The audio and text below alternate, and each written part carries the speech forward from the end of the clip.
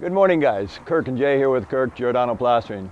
This morning I want to show you guys how we do last scratch and brown in a color on this particular sliding glass door. We're working on a commercial building, so the rules change a little bit.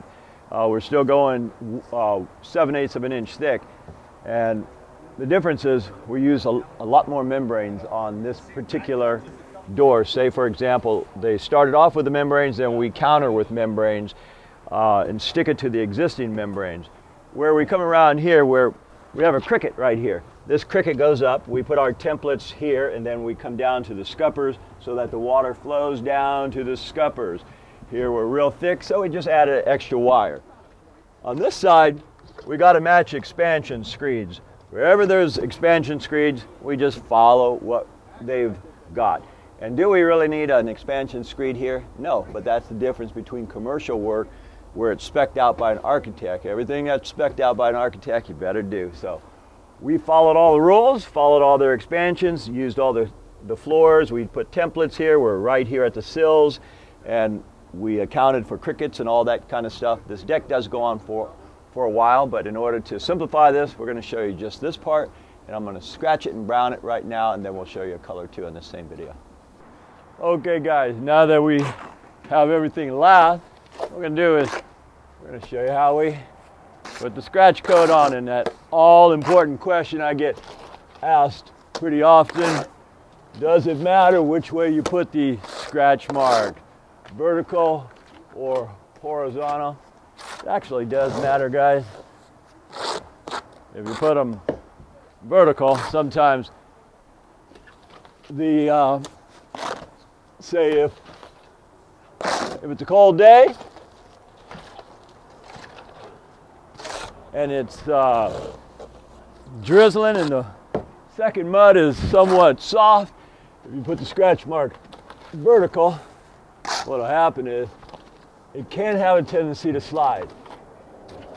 Just as, and what I'm doing is I'm really pushing this up in there. Get it in that joint. Otherwise it's going to come down.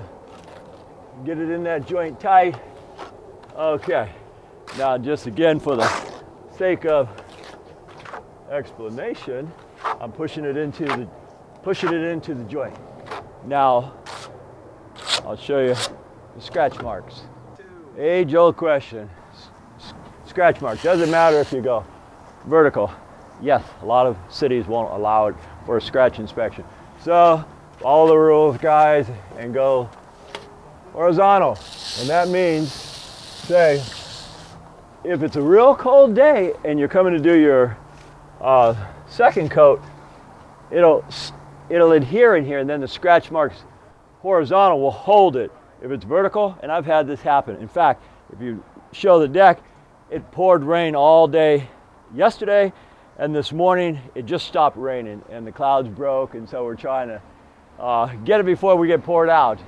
Looks like the rest of the day is real nice. It's not going to be any more rain, but that is why we go horizontal, and another way is it holds the mud better. Okay, guys, now that we got that scratch on there and it's set up enough, we're going to go ahead and do the next coat. Next coat is pretty simple, actually simpler than the first because it will adhere a little bit better. We always got to pull it upward here and make it stick in there. We don't want to drop out. And generally you'll see me use a rod, straight edge, derby, a lot of different ways to call it. And what that derby does is it gets everything true and plumb, but since my trowel is wider than this, I can take my trowel, use the wall and the frame as a template. And there you have it. You make a little boo-boo, no worries, just fix it. Try it again. And I'm keeping that trowel on edge. Keep it on edge, guys. One last time, I'll show you. Take some mud. Get that mud on there. Finish your brown.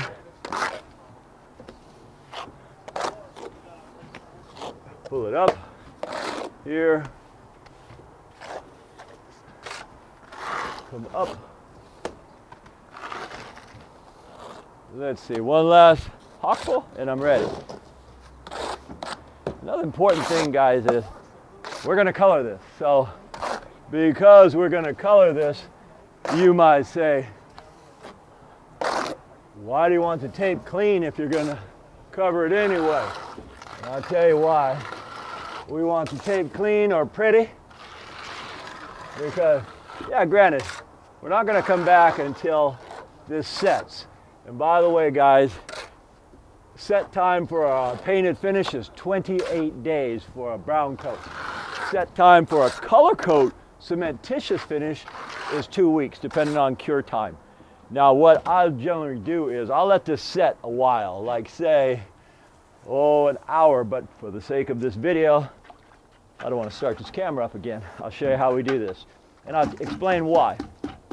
Okay, taking my sponge float, and I'm following the edge of the tape.